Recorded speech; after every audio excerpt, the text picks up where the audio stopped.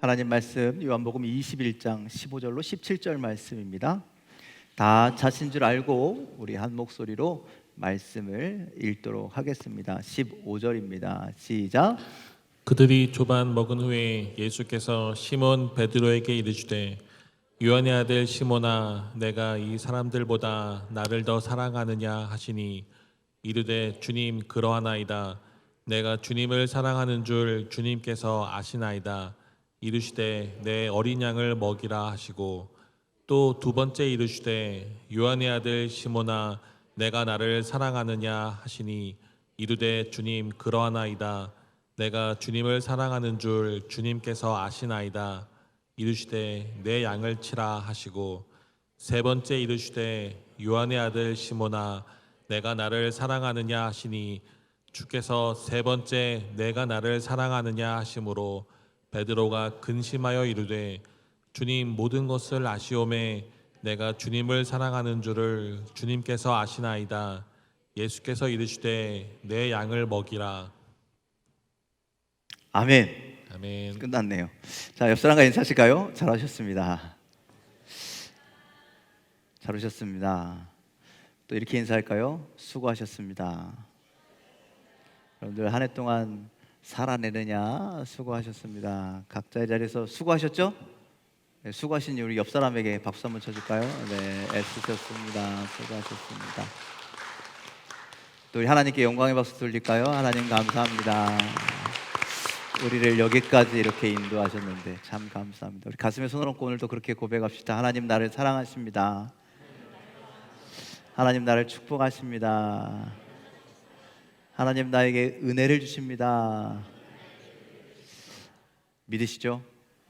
오늘 2023년의 마지막 예배도 그렇게 은혜가 충만한 예배가 되기를 간절히 소망합니다. 또 아픈 곳이 있다면 손을 얹어놓고 그렇게 선포합시다. 믿음으로. 자, 마지막이니까 더욱더 크게 믿음으로 선포합시다. 하나님은 나를 치료하십니다. 하나님 나를 회복시키십니다. 하나님 나를 긍휼히 여기십니다. 하나님 나와 함께 하십니다. 지난 한 해도 그랬고 돌아올 한 해도, 우리에게 주실 한 해도 하나님 이런 놀라운 은혜로 함께 하시는 줄 믿습니다. 자, 우리 이웃교회 중에, 우리가 잘 아는 이웃교회 중에 여러분들 한빛교회 아시죠? 한빛교회. 지금 감리사님으로 계신 민철영 감리사님 계신 교회가 한빛교회인데, 우리 지난번에 우리 연합집회할 때 갔었잖아요. 그렇죠? 갔으니까 교회가 어땠어요? 대답을 못 하시네. 가신 분들은 아실 거예요. 그래서 그 교회가요, 드디어 이번에 당회 때 내년에는 꼭 리모델링 합시다. 그래서 리모델링을 결의를 했대요. 그래서 3월인가 그때부터 한 3개월 정도 리모델링을 한다고 합니다. 우리가 먼저 했잖아요. 그렇죠? 그래서 제가 어깨에 힘을 딱 주고 선배인 것처럼 감리사님한테 제가 그렇게 얘기했습니다. 감리사님, 리모델링 할 때 꼭 자리를 지키십시오. 저도 그런 것처럼 저도 그랬어요. 저희 리모델링 할 때 인부들 출근하는 시간에 저도 출근했고 퇴근하는 시간에 저도 퇴근했습니다. 왜 그러냐면요, 이 책임자가 지키고 있지 않으면요 사람들이 자꾸 놀아요. 일을 안 해. 그러니까 공사 기간이 자꾸 길어지는 거죠. 그리고 물론 설계도가 있는데 설계도대로 하다가 봐도 공사를 할 때 꼭 어디 한계 어떤 벽에 부딪히는 경우가 생깁니다. 그러면 책임자가 거기서 이렇게 하세요, 저렇게 하세요 상의하고 그걸 지시해야 되는데 자꾸 인부들이 알지도 못하면서 자기들이 편한 대로, 자기가 일하기 쉬운 대로 자꾸 결정하고 그렇게 진행하더라는 것이죠. 그래서 저희 교회도요, 공사할 때요 몇 번 뜯어냈어요. 송기아 목사님 아시죠? 꼭 인부들이 자기 마음대로 하고요 나중에 다 뜯어야 돼. 그러한 과오를 범하지 않으려면 책임자가 항상 그 공사하는데 현장 가운데 있어야 한다라는 것이죠. 그렇게 제가 말씀드렸더니 감리사님이 그렇게 얘기합니다. 손 목사, 내가 공사에 대해서 뭘 좀 알아야 있든지 말든지 말을 하든지 말든지 하지, 그래도 있어야 합니다. 왜? 감리사님이 결정권자이기 때문에. 또 우리 이웃교회 중에 하나인 물된 동산교회 아시죠?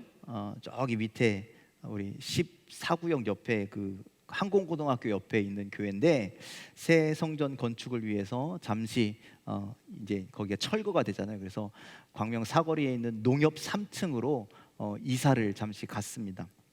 이제 철거하고 공사를 해야 되는데 아직 건설사를 선정하지 못했나 봐요. 목사님이 하시는 말이 건축회사에다 맡길까 아니면 교회에서 직영으로 공사를 할까 고민 중이시래요.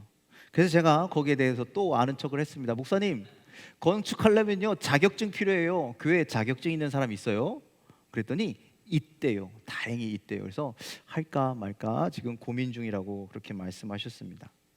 여러분들, 이 시대는요 자격증 중요하죠. 자격이 필요합니다. 그래서 우리 젊은이들에게 뭐 하라고 자꾸 얘기합니까? 스펙을 쌓으라고 얘기합니다. 어떤 경험도 있고, 그리고 그 스펙 안에는 자격증, 나라에서 인정하는 자격증 같은 거 갖고 있으면 나중에 참 편하고 좋죠. 그런데 여러분들, 이 자격증이라는 것 무엇을 의미하는 겁니까? 일정한 신분이나 지위를 가지거나 일정한 일을 하는 데 필요한 어떤 조건이나 능력을 가졌다라는 것을 의미하는 겁니다.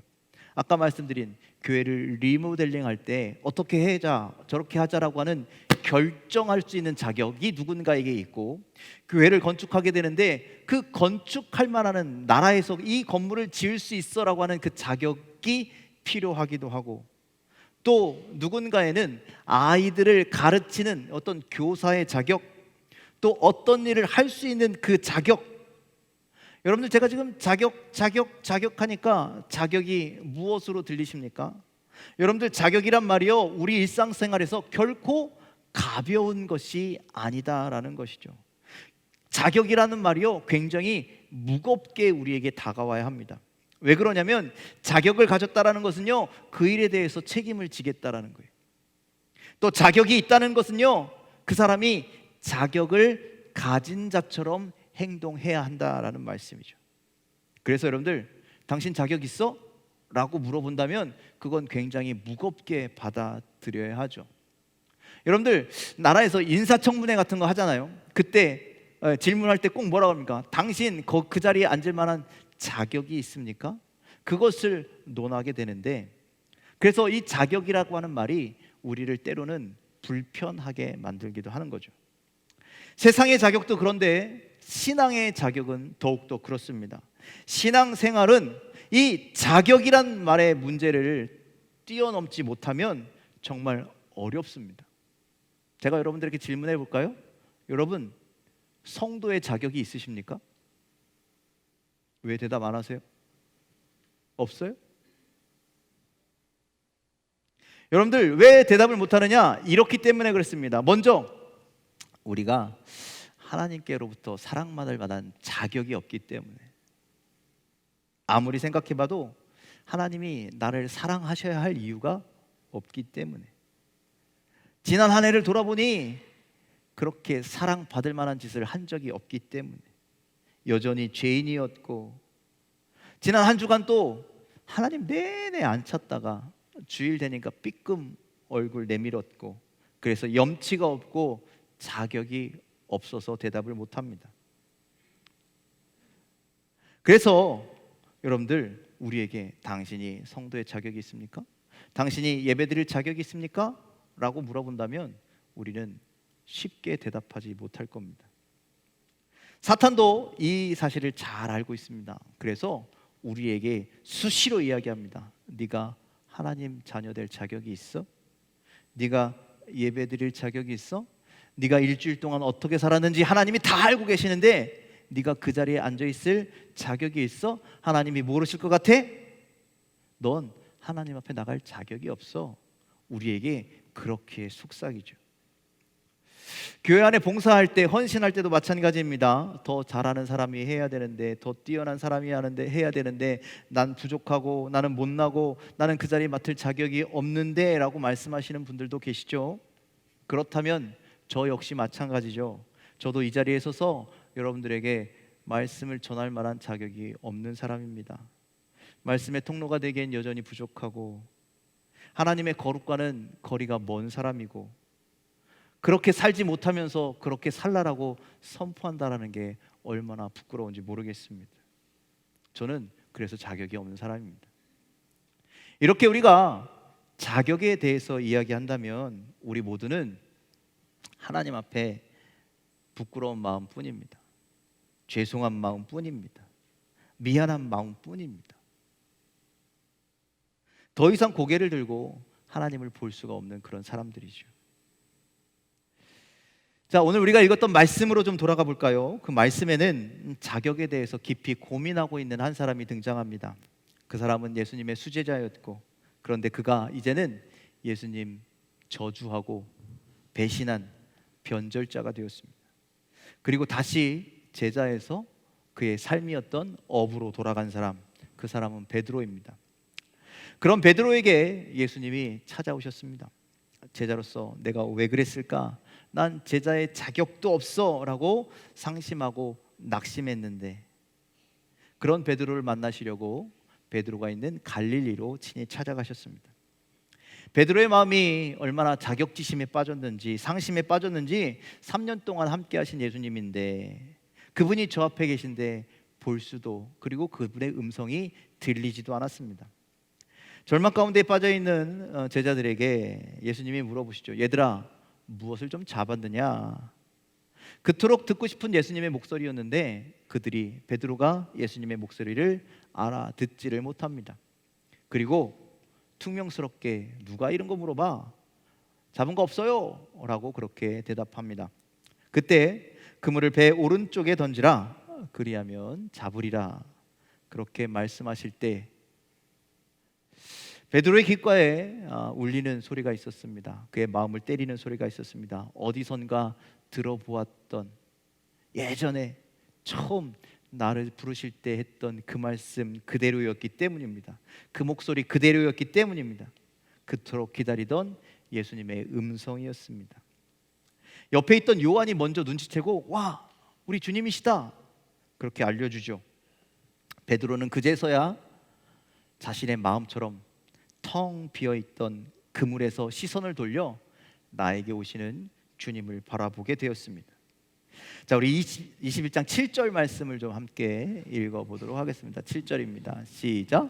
예수께서 사랑하시는 그 제자가 베드로에게 이르되 주님이시라 하니 시몬 베드로가 벗고 있다가 주님이라 하는 말을 듣고 겉옷을 들은 후에 바다로 뛰어내리더라. 자, 베드로가 예수님을 보고 주님이시란 말을 듣고 어떻게 했다고요? 벗고 있다가 겉옷을 두른 후에 옷을 입었다라고 그렇게 이야기하죠. 여러분들, 베드로가 벗고 있었습니다. 벗고 있다라는 건, 여러분 제가 여기서 벗고 있으면 어떻게 될까요? 부끄럽겠죠. 여러분들, 에덴 동산에 아담과 하와가 하나님 앞에 죄를 짓고 그리고 눈이 밝아져서 자신들의 부끄러움을 보게 됩니다. 벗고 있는 부끄러움. 베드로도 지금 예수님 앞에 죄를 지어서 그의 벗고 있음이, 죄지었음이 너무나 부끄러웠습니다. 그래서 얼른 자신의 옷으로 자신의 부끄러움을 감추게 되죠.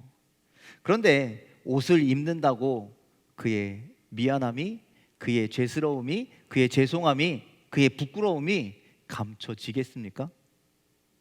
그 부끄러움을 감추고 그 미안한 마음과 죄송스러운 마음이 사라지려면 어떻게 해야 되느냐?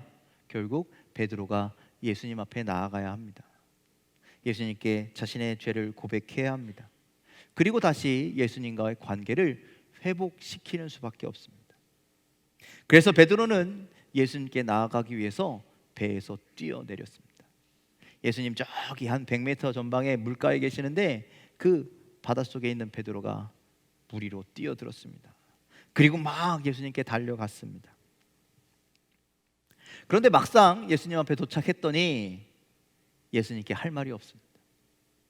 너무나 미안해서, 너무나 죄송해서 아무 말도 할 수 없었습니다. 저는 이런 베드로의 모습이 진정한 회개라고 생각합니다. 아무 말도 할 수 없어 그저 가슴을 치며 통회하는 베드로의 회개. 그런 베드로와 제자들을 바라보시며 예수님을 말씀하셨습니다. 와서 아침을 먹어라. 그 누구도 예상할 수 없었던 뜻밖의 이야기였습니다. 이 한마디가, 와서 너희들 와서 아침을 먹어라, 이것이 예수님의 용서의 말씀인 거죠. 그렇게 도망치더니 잘 살고 있었느냐? 이런 못된, 이런 배은망덕한 녀석들, 너희들 그러고도 내 제자라고 할 수 있느냐? 만일 예수님께서 이렇게 얘기하셨더라도 어떤 반박도 할 수 없었습니다. 왜? 그들이 정말 그렇게 했기 때문에. 제자들은 죽기 싫어서 도망쳤고, 제자들은 죽기 싫어서 예수님을 외면했고, 제자들은 죽기 싫어서 다시 고향에 내려와 예전의 모습으로 돌아갔기 때문입니다. 그러니 그 어떤 말을 하셔도, 그 어떤 질책을 하셔도 아무 말도 할 수 없는 그런 제자들이었습니다. 그런 베드로였습니다. 변명할 자격조차도 없었습니다. 그런데 예수님은 제자들에게 같이 아침을 먹자라고 말씀하시죠. 잡은 물고기를 가져오라 하십니다. 그리고 예수님이 제자들을 위해서 직접 물고기를 구우시고 또 빵을 구우십니다. 그 어떤 질책도 어떤 비난도 하지 않고 묵묵히 제자들을 위해서 음식을 만들어 주시죠. 자, 우리 13절에 있는 말씀 좀 읽어볼까요? 13절입니다. 시작. 예수께서 가셔서 떡을 가져다가 그들에게 주시고 생선도 그와 같이 하시니라. 저는 이 말씀을 보고 그때가 기억났습니다. 잡히시던 날 밤 예수님께서 제자들에게 떡을 찢어 주시면서 이것이 나의 찢기게 될 몸이라고 말씀하셨고, 또 포도주를 나눠주시면서 이것이 내가 너희들을 위해서 흘리는 언약의 피라라고 말씀하셨죠. 그때 주셨던 떡과 포도주가 기억나 베드로를 포함한 제자들이 주님이 주시는 음식을 차마 입에 넣지 못하고 눈물만 뚝뚝 흘렸을 것 같습니다. 그러면서 주님, 나는 더 이상 자격이 없는 사람입니다. 주님이 주시는 몸과 주님이 주시는 피에 참여할 자격이 없습니다. 그렇게 멈칫멈칫 눈물 흘리고 있는 그들에게 예수님은 여전히 그들을 사랑하는 자로, 그리고 나와 함께할 제자들로 대해주고 계신 것이죠.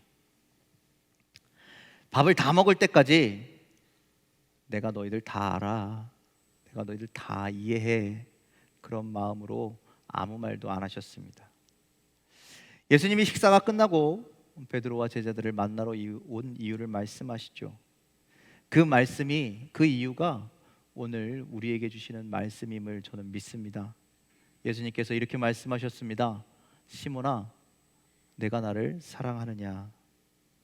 베드로는 이 말을 듣고 마음이 무너져 내렸습니다.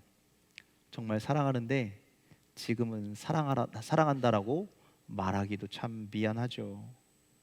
사랑한다라고 말하면 사랑하는데 왜 그랬냐고 이야기하실까봐 아무 말도 할 수가 없었습니다. 그래서 기어 들어가는 목소리로 그렇게 대답했을 겁니다. 주님, 그렇습니다. 내가 주님을 사랑하는 줄을 주님께서 아십니다. 그러자 예수님께서 패배와 절망감에 빠져 있던 그 베드로와 제자들을 다시금 일으켜 세우십니다. 자격조차 없다고 여기는 그들에게 다시금 하나님의 일을 맡기십니다. 여러분들, 이 말씀을 통해서 우리는 좀 깨달아야 할 것이 있습니다. 자격 논쟁하기 전에 과연 그 자격은 누가 주는 것인가? 여러분들, 우리가 스스로 난 자격 있어, 나는 충분히 자격 있어 라고 이야기하기 전에 그 자격은 바로 우리 주님께서 나에게 주는 것이라는 것을 깨닫는 여러분들 되기를 간절히 부탁을 드립니다. 그래서 예수님께서 그렇게 말씀하시죠. 너희들이 나를 사랑한다면 내 어린 양을 먹여라, 내 양떼를 쳐라, 내 양떼를 잘 양육하라라고 다시금 그 일을, 그 사명을 부여하고 계신다라는 말씀이죠. 제자들이 다시금 원래 있었던 그 자리로 돌아오길 말씀하고 계십니다. 한 번 말씀하신 것이 아니라 무려 3번, 베드로가 3번 부인한 것을 다 씻어 주시듯이 그렇게 3번이나 물어보셨습니다.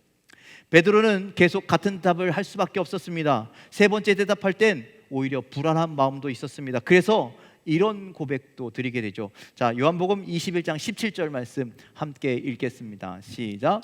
세 번째 이르시되 요한의 아들 시몬아 내가 나를 사랑하느냐 하시니 주께서 세 번째 내가 나를 사랑하느냐 하심으로 베드로가 근심하여 이르되 주님 모든 것을 아시오매 내가 주님을 사랑하는 줄을 주님께서 아시나이다.